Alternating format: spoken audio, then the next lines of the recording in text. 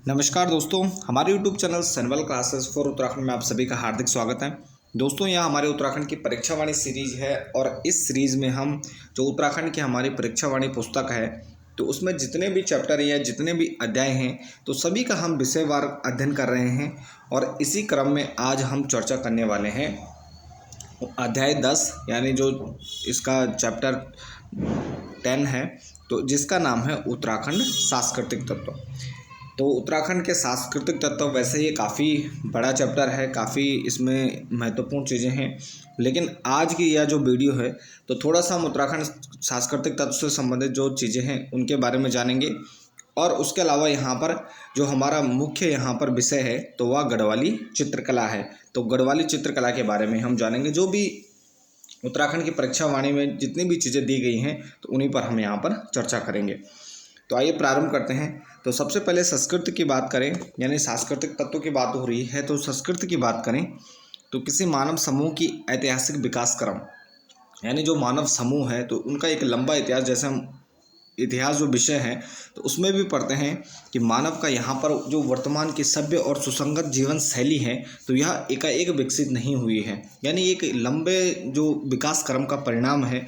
तो यही यह बात कह रहा है कि किसी मानव समूह की जो ऐतिहासिक विकास क्रम है, यानी वो जो उसका असभ्य से सभ्य होने की स्थिति या वर्तमान की जो सभ्य स्थिति है तो इसमें जो जीवन यापन की जो विशिष्ट शैली विकसित होना है उसी को हम संस्कृत कहते हैं।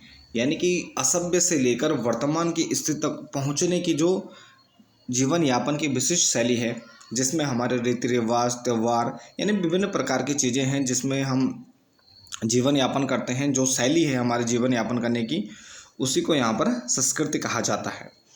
इसके बाद यहाँ पर संस्कृति के आधार पर ही एक मानव समूह दूसरे से पृथक होता है। हम देखते हैं, चाहे हम रिलीजन की बात करें, धर्म की बात करें या अन्य जो सांस्कृतिक चीज़ें हैं उनकी बात करें, लोक नृत्यों की बात करें, मेलों की बात करें या विभिन्न प्रकार की जो चीज़ें हैं, तो प्रत्येक यहाँ पर मानव समूह में अलग अलग हमें इस प्रकार की शैली देखने को मिलती है, यानी उनके जीवन यापन की शैली अलग अलग है।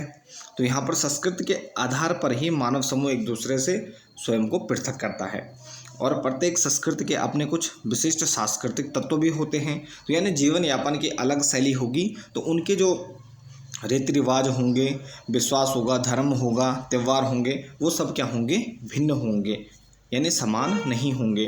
तो इसी प्रकार यहाँ पर एक समूह, मानव समूह दूसरे से पृथक होता है और प्रत्येक संस्कृति के अपने विशिष्ट सांस्कृतिक तत्व होते हैं, जिसमें कला, विश्वास, धर्म हो गया, आचार हो गया, त्यौहार, पर्व, उत्सव और आदि जो तत्व हैं तो वह एक दूसरे से पृथक होते हैं।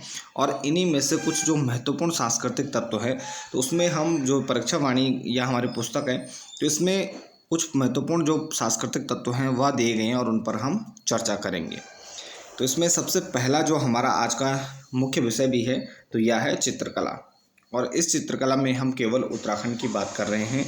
तो सबसे पहले उत्तराखंड की जो चित्रकला है तो यहाँ पर प्राचीन काल में चलते हैं। तो प्राचीन काल की बात करें तो यहाँ पर जो प्राचीनतम नमूने हैं वह हमें शैल चित्रों के रूप में मिलते हैं। यानी जो चित्रकला है, प्रारंभिक चित्रकला है, जब हम प्रागैतिहासिक काल की बात करते हैं या पाषाण काल की बात करते हैं तो उसमें हमें उस कालखंड में शैल चित्रों के रूप में यहाँ पर प्राचीनतम नमूने देखने को मिलते हैं, जिसमें आपने लाखो उडियार, गोरखिया उडियार, किमनी गाँव, लोथाप, हुडली हो गया, पेटसाल हो गए, फलसीमा हो गया, तो आदि के नाम आपने सुने होंगे।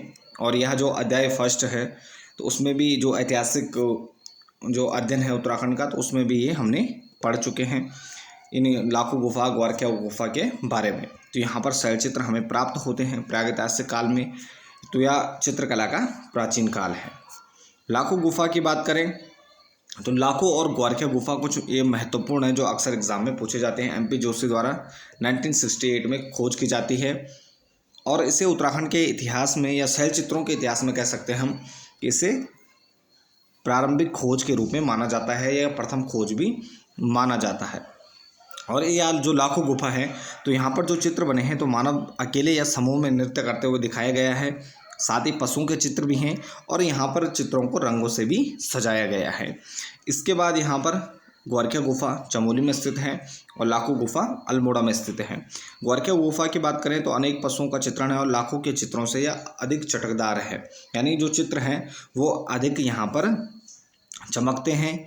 और अगर इसके पीछे जो हमारे पुरातत्वविद हैं या इतिहासकार हैं तो वह अनुमान लगाते हैं संभवतः कि जो लाखों गुफा है वह अधिक प्राचीन है और ग्वारखिया गुफा जो चित्र हैं, शैल चित्र हैं, वो बाद में बनाए गए हैं। इसके अलावा किमनी गांव है, चमोली में स्थित है और यहाँ पर पशु और मानव के चित्र कॉमन हैं, वो आपको हर जगह यहाँ पर देखने को मिलेंगे। तो यहाँ पर किमनी गांव में पशुओं के चित्र हैं, एक हथियार का चित्र भी बनाया गया है। और यहाँ पर सबसे महत्वपूर्ण क्या है कि यहाँ जो चित्र शैल चित्र हैं उनको रंगों से सफ़ेद रंग से सजाया गया है, यानी सफ़ेद रंग से बने हुए हैं। इसके अलावा यहाँ पर लोएथाप है, लोएथाप अल्मोड़ा में स्थित है। मानव को शिकार करते हुए और हाथों में हाथ डालकर यहाँ पर नृत्य करते मानव को दिखाया गया है। तो लोएथाप भी यहाँ पर प्रमुख शैल चित्रों से संबंधित है। इसके बाद हुडली गुफा है उत्तरकाशी में, जहाँ से नीले रंग के शैल चित्र हमें प्राप्त होते हैं। इन सभी के बारे में हम चर्चा कर चुके हैं और ये यहाँ पर उत्तराखंड के प्रागैतिहासिक या प्राचीन काल में हमें जो चित्रकला है तो उसके रूप में देखने को मिलते हैं। अब इसके बाद मध्य एवं आधुनिक कालीन चित्रकला की बात करें और मध्य या आधुनिक कालीन जो उत्तराखंड में चित्रकला की बात करें तो यहाँ पर मुख्यतः क्या है, हमारी गढ़वाल शैली का प्रचलन रहता है, जो कि एक पहाड़ी शैली की एक शाखा है। तो पहाड़ी जो चित्रकला है, पहाड़ी शैली है, तो उसकी एक शाखा है गढ़वाल शैली। तो यहाँ पर 16वीं से 19वीं सदी तक यहाँ पर गढ़वाल शैली का मुख्यतः प्रचलन हमें देखने को मिलता है और यह एक पहाड़ी शैली की क्या है, एक धारा है या शाखा के रूप में इसको कह सकते हैं। और इसका जो संरक्षण है या विकास होता है तो मुख्यतः गढ़वाल में हम पंवार वंश के बारे में पढ़ते हैं, पंवार या परमार वंश के बारे में पढ़ते हैं, जिसमें अजयपाल, मानसा और बहुत से महत्वपूर्ण फतेहपति शाह, प्रदीप शाह, प्रद्युमन शाह, तो बहुत से महत्वपूर्ण शासकों के बारे में पढ़ते हैं। तो इन्हीं शासकों के द्वारा यहाँ पर गढ़वाल नरेशों के संरक्षण में ही इस गढ़वाल शैली का, जो कि पहाड़ी शैली की एक धारा या शाखा है, तो इसका विकास होता है। इसके बाद अगर हम थोड़ा सा इसके प्रारंभ की बात करें कि यहाँ पर उत्तराखंड में यानी जो गढ़वाल शैली है गढ़वाल में, तो इसका प्रचलन कैसे प्रारंभ हुआ, तो यहाँ पर 1658 में एक गढ़वाल जो या पंवार शासक रहते हैं पृथ्वीपत शाह, तो पृथ्वीपत शाह यहाँ पर शासक रहते हैं और उनके टाइम पीरियड में जब हमने उनका टाइम पीरियड जो उनका शासनकाल है तो उसमें मुग़ल शहजादे सुलेमान सिकोह के साथ यहाँ पर 2 दरबारी चित्रकारों के साथ यहाँ पर गढ़वाल में आगमन होता है। तो यहाँ पर हम देखते हैं शाहजहाँ के बाद उत्तराधिकार का युद्ध होता है और उसके बाद जो दारा सिकोह थे तो उनके पुत्र रहते हैं सुलेमान सिकोह, युद्ध में हार जाते हैं दारा सिकोह और अपने बेटे को बचाने के लिए वो कहते हैं कि आप यहाँ से कहीं किसी अन्य राज्य में चले जाइए। तो इसी क्रम में वह पहले कुमाऊँ में आते हैं, उसके बाद गढ़वाल में आते हैं और यहाँ पर अपने साथ 2 दरबारी चित्रकार भी आते हैं। तो यहाँ पर विस्तृत कहानी में हम नहीं जाएंगे क्योंकि उसकी जो विस्तृत वीडियो है वह हमारे चैनल पर उपलब्ध है, आप उसको देख सकते हैं। तो यहाँ पर 2 दरबारी चित्रकार गढ़वाल में आगमन होता है सुलेमान सिकोह के साथ, जिसमें कुंवर श्यामदास और पुत्र हरिदास होते हैं। श्यामदास और हरिदास ये दोनों आते हैं सुलेमान सिकोह के साथ और हरिदास के जो वंशज हैं तो श्यामदास और उसके पुत्र रहता है हरिदास। तो हरिदास के वंशजों के द्वारा ही यहाँ पर चित्रकला का यहाँ पर विकास किया जाता है, यानी जो गढ़वाली शैली का विकास होता है तो हरिदास के वंशज ही यहाँ पर करते हैं। इसके बाद यहाँ पर गढ़वाल शैली से संबंधित जो प्रमुख चित्रकार हैं तो इनके प्रमुख जो नाम हैं जिसमें तो सबसे पहले हरिदास की बात करें तो यहाँ पर हरिदास ये यहाँ पर सुलेमान सिकोह के साथ आते हैं। उसके बाद हीरालाल, तो हीरालाल को यहाँ पर स्पष्ट रूप से गढ़वाल शैली का सूत्रपातकर्ता कहा जाता है। अगर आपसे प्रश्न पूछा जाता है कि गढ़वाल शैली का सूत्रपातकर्ता या प्रारंभकर्ता कौन है, किसने यहाँ पर इसको प्रारंभ किया, तो इसका सही आंसर हो जाएगा हीरालाल। तो हीरालाल के द्वारा ही यहाँ पर गढ़वाल शैली का जो पहाड़ी चित्रकला की शैली है तो इसका सूत्रपात किया जाता है या प्रारंभ किया जाता है। हीरालाल के बाद उनके पुत्र मंगतराम होते हैं और मंगतराम ये भी यहाँ पर चित्रकला का विकास में योगदान देते हैं। इसके बाद यहाँ पर मंगतराम के पुत्र मोलाराम तोमर का जन्म होता है। 1743 से 1833 के बीच इनका कालखंड माना जाता है और यह उत्तराखंड के इतिहास के साथ साथ जो हमारे चित्रकला है तो उसके एक महान चित्रकार होते हैं और इनको यहाँ पर कई जो परमार शासक या पंवार शासक रहते हैं उनका संरक्षण भी प्राप्त होता है, जिसमें प्रदीप शाह हो गए, ललित शाह, जयकीर्त शाह, प्रद्युमन शाह। तो इन सभी शासकों का यहाँ पर संरक्षण प्राप्त होता है। यहाँ पर कुछ यहाँ जो जब प्रद्युमन शाह के बाद यहाँ पर गोरखा शासन होता है, तो गोरखा शासन के बाद पुनः जब ब्रिटिशों का यहाँ पर राज्य होता है 1815 में, तो उसके बाद यहाँ पर सुदर्शन शाह, टेरी का इतिहास जो अलग से हम पढ़ते हैं, तो सुदर्शन शाह का शासन प्रारंभ होता है टिहरी और उत्तरकाशी के क्षेत्र में। तो मूलाराम तोमर को यहाँ पर सुदर्शन शाह के संरक्षण में भी ये चित्रकला करते हैं, लेकिन उनका संरक्षण उन्हें प्राप्त नहीं होता है। तो मुख्यतः यहाँ पर प्रदीप शाह, ललित शाह, जयकीर्त शाह और प्रद्युमन शाह का संरक्षण मूलाराम तोमर को प्राप्त होता है। जीवन के अंत तक ये श्रीनगर में अपनी चित्रशाला में कला साधना में तल्लीन रहते हैं और लगातार जीवन के अंत तक ये अपनी जो चित्रशाला थी तो उसमें श्रीनगर में यहाँ पर इनकी चित्रशाला लगातार वहाँ पर चित्र बनाते रहते थे। और इसके अलावा जो कुंवर प्रीतम शाह रहते हैं, यानी जो सुदर्शन शाह के चाचा रहते हैं, प्रद्युमन शाह के भाई रहते हैं, और जब युद्ध होता है खुरबुड़ा का युद्ध, तो उसमें भी प्रतिभा करते हैं और गोरखों के द्वारा इनको बंदी बनाकर नेपाल भेज दिया जाता है। तो ये भी चित्रकला सीखने टिहरी से श्रीनगर जाते थे। तो यहाँ पर सुदर्शन शाह का जो टाइम पीरियड है तो उसमें कुंवर प्रीतम शाह 1817 में जब वापस आते हैं तो उसके बाद ये चित्रकला सीखने टिहरी से श्रीनगर जाया करते थे मूलाराम के पास। मूलाराम के पास यहाँ पर मूलाराम तोमर की बात करें तो मूलाराम तोमर के कालखंड में यहाँ पर चित्रकला का विकास होता है और उसके बाद धीरे धीरे यहाँ पर मूलाराम तोमर के बाद गढ़वाल शैली का अवनति काल प्रारंभ होता है। तो अवनतिकालीन कुछ चित्रकारों के नाम यहाँ पर सामने आते हैं, जिसमें ज्वालाराम, शिवराम, अजबराम, आत्माराम और तेजराम प्रमुख हैं। तो मूलाराम के बाद ये प्रमुख यहाँ पर चित्रकार हमें देखने को मिलते हैं। तो मूलाराम की बात करें, नायिकाओं और पौराणिक विषयों पर बनाए गए चित्रों पर अपने नाम भी इन्होंने लिखा है। तो इनकी एक महत्वपूर्ण खासियत है, यानी मूलाराम के द्वारा जो चित्र बनाए जाते थे नायिकाओं और पौराणिक विषयों पर, तो उनके नीचे अपना ये नाम भी लिखा करते थे। इसके बाद मूलाराम द्वारा बनाए गए कुछ प्रमुख चित्र, और ये पूछे भी जाते हैं एग्जाम में, तो जिसमें कुछ प्रमुख चित्र हैं। चंद्रमुखी, चित्रों के नाम हैं मयंक मुखी, उत्कंठिता नायिका, तो यानी चित्रों के नाम लिखे हुए हैं। जयदेव वजीर, दंपति का चित्र प्रद्युमन शाह और उनकी रानी का चित्र है। राधा कृष्ण मिलन है। विपरलंबा नायिका है। सितार प्रिया है। हिंडोला मस्तानी है और वासक सटिया नायिका है।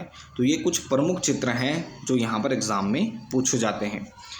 इसके बाद यहाँ पर मूलाराम एक दार्शनिक, कवि और लेखक भी थे, यानी चित्रकार होने के साथ साथ क्या थे, एक दार्शनिक भी थे, कवि भी थे और लेखक भी थे। तो यहाँ पर इनके द्वारा कई महत्वपूर्ण पुस्तकों को लिखा जाता है, जिसमें गढ़राजवंश काव्य है, गढ़ गीता संग्राम नाटक है और मनमत सागर है। तो ये एक दार्शनिक भी थे। मनमत सागर दार्शनिक प्रकार का ग्रंथ है, गढ़ गीता संग्राम है, गढ़राजवंश काव्य है। तो ये इनकी प्रमुख पुस्तकें हैं जो अक्सर एग्जाम में भी पूछी जाती हैं। इसके बाद यहाँ पर मूलाराम के जब चित्रों की बात करें तो मूलाराम के चित्रों को दुनिया के सामने रखने का जो श्रेय जाता है तो ये जाता है बैरिस्टर मुकंदीलाल को। बैरिस्टर मुकंदीलाल का यहाँ पर काफ़ी महत्वपूर्ण योगदान है। उनके द्वारा यहाँ पर मूलाराम के चित्रों को दुनिया के सामने रखा जाता है। तो बैरिस्टर मुकंदीलाल के बारे में किसी अन्य जो वीडियो है तो उसमें विस्तृत रूप से चर्चा करेंगे। इसके बाद यहाँ पर गढ़वाली चित्रकला शैली के कुछ प्रमुख विषयों की बात करें तो यानी जो हमारी यह चित्रकला शैली है इसके प्रमुख विषय कौन कौन से हैं, जहाँ पर जो चित्रकार हैं तो मुख्यतः जिनमें चित्र बनाए जाते थे तो इसमें रुक्मणी मंगल, नायिका भेद और रामायण हो गए, महाभारत, कामसूत्र, दशावतार, अष्टदुर्गा और नवग्रह। तो ये कुछ प्रमुख यहाँ पर इनके टॉपिक रहते थे जिस पर जो अधिकतर चित्रकार हैं उनके द्वारा चित्रों का यहाँ पर चित्रित किए जाते या चित्र बनाए जाते थे। तो बैरिस्टर मुकंदीलाल ने यहाँ पर महत्वपूर्ण जो मूलाराम के चित्र थे उनको दुनिया के सामने रखा और उनके बारे में इन्होंने कहा है। तो यहाँ पर गढ़वाली जो चित्र शैली है उसके बारे में इन्होंने कहा है बैरिस्टर मुकंदीलाल ने, नारी अंकन में कोई अन्य जो पहाड़ी शैली है वह गढ़वाल कला की ऊंचाई तक नहीं पहुंच सकी है। यानी नारी को अंकन करने में कोई अन्य जो पहाड़ी शैली है तो वह गढ़वाल कला की ऊंचाई तक नहीं पहुंच सकी है। यानी गढ़वाल कला इसमें श्रेष्ठ रही है और यहाँ वो अधिक छरहरी और मोहक दिखाई दे, यानी अधिक अच्छी यहाँ पर देखने को मिलती है। अब इसके बाद 1803 में एक विनाशकारी भूकंप आता है। तो संपूर्ण गढ़वाल में यह भूकंप आता है 1803 में और इस भूकंप में इस कालखंड में जो शासक रहते हैं प्रद्युम्न शाह रहते हैं, गोरखा आक्रमण भी होता है और इस भूकंप में श्रीनगर के जो चित्रशाला रहती है मोलाराम की, वह ध्वस्त हो जाती है, यानी नष्ट हो जाती है।